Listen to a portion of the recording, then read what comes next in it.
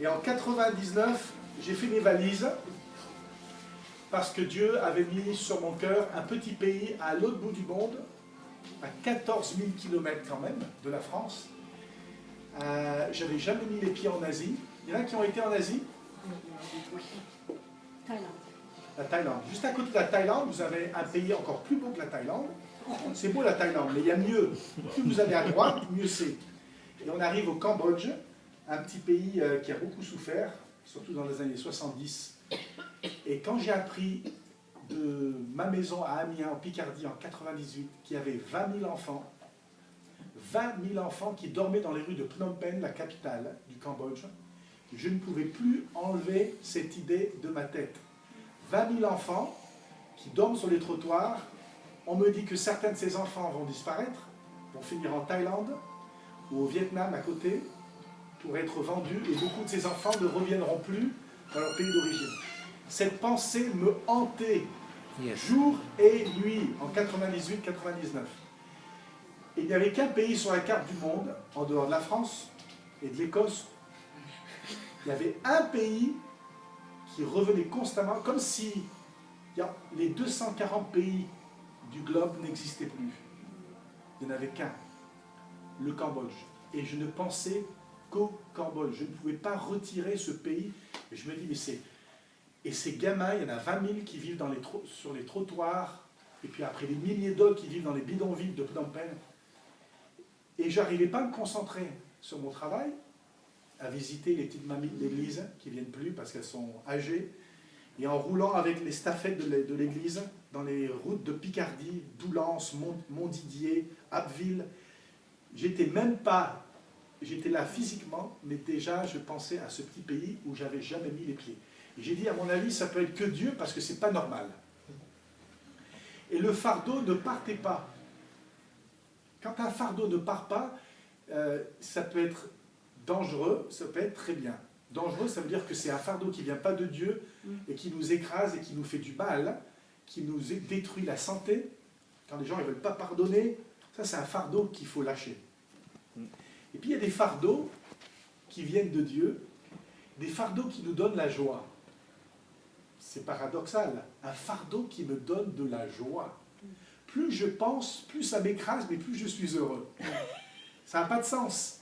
Et plus je pensais à ce petit pays là-bas en Asie du Sud-Est, je pleurais et je pleurais et je pleurais pour ces gamins qui n'ont pas eu ce que moi j'ai eu, ce que mon frère et moi nous avons eu, à grandir dans une famille chrétienne, des parents missionnaires, avoir été à l'école comme vous, d'avoir 3 repas par jour, de n'avoir jamais passé une nuit dans la rue, d'avoir tellement, et je me dis, mais j'ai tellement eu, et eux là-bas à 14 000 km, ils n'ont rien de ce que moi j'ai eu. Et le fardeau ne partait pas. Et je peux vous dire, le fardeau n'est jamais parti. 15 ans plus tard, aujourd'hui, le fardeau est toujours là. Et il n'y a que Dieu qui va l'enlever ce fardeau, parce que c'est lui qui l'a déposé sur mes épaules. Et si Dieu m'appelle dans quelques mois à quitter le Cambodge et aller au Mozambique, ou Burkina Faso, ou en Écosse, ça va être dur l'Écosse parce qu'il fait froid, mais si Dieu m'appelle ailleurs, il va retirer ce fardeau pour m'en donner un nouveau. Et c'est pourquoi j'ai décidé d'écrire un livre avec ce titre-là, Quitter la plage, parce que c'est un petit peu ce qui s'est passé en 99.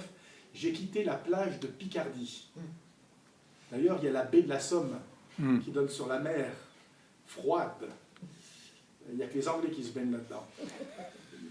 Très froide. Et en fait, j'étais bien installé sur ma plage. J'étais jeune pasteur, stagiaire dans une église sympathique. Les mamies de l'église, elles s'occupaient de moi. Quand vous êtes tout seul et vous êtes beau. Et j'ai pas dû cuisiner pendant 3 ans. Pas mal, hein? Et puis quand on connaît la cuisine française, on ne va pas se plaindre. Hein? Parce qu'au Cambodge, ils sont bons dans beaucoup de choses, mais pas en cuisine. Et un jour, j'ai dit, je vais quitter ma plage, et j'ai préparé mes 2 valises. Et je suis allé acheter mon billet aller simple, Paris, Phnom Penh. Je ne savais pas trop bien écrire Phnom Penh, il y avait des PDH un peu partout. Mais j'ai dit, je vais à Phnom Penh et je ne reviens pas à Paris. Vous voulez pas un aller-retour? Parce qu'en général, les touristes, ils reviennent chez eux. Non, je vais un aller simple, j'y vais pour de bon, je ne reviendrai peut-être plus jamais en France, en tout cas pour vivre. Et j'ai tout mis dans 2 valises. J'ai pris du dentifrice que j'ai dû prendre la moitié, j'ai roulé, c'est comme Mr Bean, vous avez déjà vu? Quand il part en vacances, j'ai tout réduit, et j'avais 2 valises, et avec mes parents, mon frère et sa famille, on est allés pleurer ensemble au terminal numéro 1 de Charles de Gaulle à Paris, en septembre 99. Et je suis parti, tout d'abord à Singapour, parce qu'il n'y a pas d'aéroport suffisamment large pour accueillir les avions français. Et j'ai atterri à Singapour, je suis resté 1 semaine. Et en arrivant à Singapour, j'ai dit, mais qu'est-ce que j'ai fait de quitter la plage? Et c'est peut-être la première réaction quand on se décide à s'engager dans le service de Dieu, à faire quelque chose de nouveau que Dieu nous appelle à faire. Que ce soit quitter l'Angleterre, ou que ce soit aller travailler donner un coup de main dans un quartier difficile de Lille, avec quartier libre, ou d'aller dans une maison de retraite tous les mois pour chanter l'évangile, ou d'aller avec un aumônier pour parler aux prisonniers qui sont détenus à l'os, par exemple, ça c'est traverser le lac.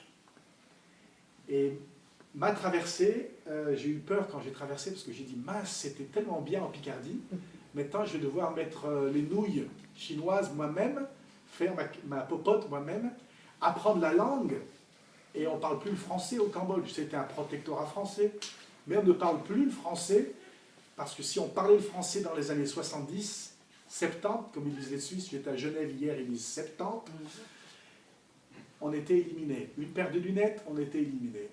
Une montre, on était torturé à mort. Un livre, un seul livre, ça veut dire que vous savez lire, vous êtes un danger pour le nouveau système communiste des Khmers rouges. Et la population qui était de 7 millions d'habitants est descendue à 6, à 5, à 4. Vous vous rendez compte? 1 million de Cambodgiens sont morts par an. Et Pol Pot, le dictateur, voulait descendre la population de 7 à 1.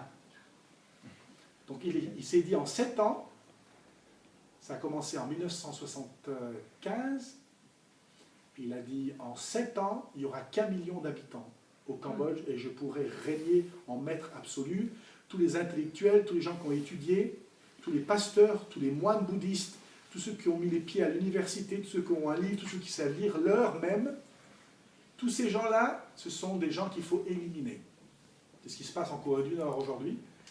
Et heureusement que les Vietnamiens à côté, les voisins, en 1979, ont dit « mais c'est pas possible, ce pays va disparaître ». Et ils sont intervenus, ils ont quitté leur plage pour venir au secours des Cambodgiens. Et quand j'ai quitté Phnom Penh, j'étais vraiment perdu, parce que je ne connaissais rien du Cambodge, mais il y avait une joie, le fardeau était là. Et j'ai rejoint une mission qui s'appelle la WEC. L'action, en français, c'est l'action d'évangélisation mondiale. En anglais, je corrige, where everyone's crazy. That's right. Où tout le monde est fou. Most of them. On connaît maintenant. Most of them. WEC. Et j'ai travaillé avec eux à bord d'un bus de secours, un grand autocar qui a servi pour aider les enfants qui dorment sur les trottoirs à Phnom Penh. On a enlevé tous les sièges de l'autocar. Il y en avait 42, je crois, donc il n'en est resté qu'un pour le chauffeur. Et pendant 4 ans, j'ai travaillé à bord de ce bus. Et ce que j'ai fait, ce n'était pas quelque chose que j'avais déjà fait dans ma vie. Je n'ai pas eu un CV, je n'ai pas eu une formation pour ça. J'ai coupé les ongles des enfants qui venaient à bord du bus tous les jours à Phnom Penh. Des enfants qui sentaient mauvais, des enfants qui dorment sur les rues, des enfants qui ont disparu, certains on ne les a plus jamais revus, ils ont été vendus en Thaïlande. Et pendant 4 ans, j'étais à bord de ce bus de secours. Et ensuite, on a ouvert une maison qu'on appelait le Pont de l'Espoir, près de la grande décharge publique où les enfants travaillent pour ramasser des ordures. Et là, j'ai ouvert une maison d'accueil de jour pour les enfants pendant 3 ans, 4 ans. Et ensuite, j'ai ouvert un autre programme qui s'appelle Bang Paon. Bang Paon, ce n'est pas du ch'ti, c'est du khmer. C'est la langue du Cambodge. Bang, ça veut dire grand frère, grande sœur. Et Paon, ça veut dire petit frère, petite sœur. Et j'ai dit, on n'a pas besoin d'une grande maison, on n'a pas besoin de beaucoup de choses, on a besoin de gens, de personnes qui peuvent donner quelques heures par semaine pour aider 1 ou 2 ou 3 ou plusieurs enfants qui vivent dans les bidonvilles. Et donc il y a 4-5 ans, j'ai lancé ce projet, et il y a plein de bénévoles chrétiens, des Cambodgiens, mais aussi des non-Cambodgiens, qui disent, eh ben oui, nous, 2 heures, 3 heures par semaine, ben on est prêt à mettre ça de côté, on regarde infiniment moins à la télé, et on va se concentrer à aider un enfant, 2 enfants, qu'on appelle des po'on, petits frères, petites sœurs. Et j'ai dit, vous avez le choix. Il y en a des milliers de ces po'on. Le problème, ce n'est pas les po'on, le problème, c'est les bandes. On n'arrive pas à les trouver, les grands frères et les grandes sœurs. Et j'ai dit, personne ne sera payé. Alors, ils m'ont regardé. J'ai dit, moi, je ne suis pas payé. Ça fait depuis 99 que je suis dans votre pays. Je n'ai pas de salaire. Alors, le Dieu qui a pourvu à mes besoins, il pourvoira à vos besoins, il pourvoira pour tous ces enfants qu'on veut scolariser. On ne sait pas comment ça va marcher. Mais j'ai quitté ma plage et le bateau, il ne va pas couler. Jésus est avec nous dans le bateau et on est au milieu du lac. Il y aura peut-être des tempêtes, mais Dieu sera avec nous dans cette aventure. Amen. Et ça a été formidable de voir des gens qui ne l'ont pas fait pour l'argent, mais qui l'ont fait parce qu'ils voulaient voir des petits garçons, des filles, cesser de travailler à la rue, à ramasser des ordures, pour gagner 1 euro par jour. 12 heures de travail sous le soleil, dans la poussière, la circulation qui est invivable. Hein, pas vrai, Isabelle? Invivable la circulation à Phnom Penh. 12 heures à tirer une charrette, une canette, un morceau de bois, du métal, du carton, et puis on tire. Et on tire 1 heure, 2 heures.